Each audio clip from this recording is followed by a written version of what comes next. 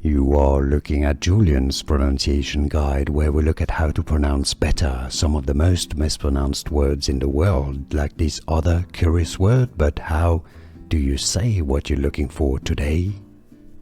Let's learn how to pronounce these words once and for all correctly. If you want to learn more vocabulary in English and fashion names as well in English and pronunciation, stay tuned over more videos. So this is more of a British English pronunciation, but regardless, we're going to look at the American pronunciation as well.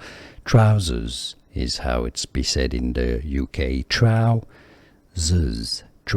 The American, the US pronunciation would be as trousers, although the Americans would call them pants, a piece of clothing that covers the lower part of the body from waist to the feet, with two cylinders. Trousers, essentially. How to pronounce English pronunciation, trousers. Here are more videos on how to pronounce more confusing words and names too many mispronounced. Like this video if you found it useful. I appreciate your support. I'll see you soon and thanks for watching.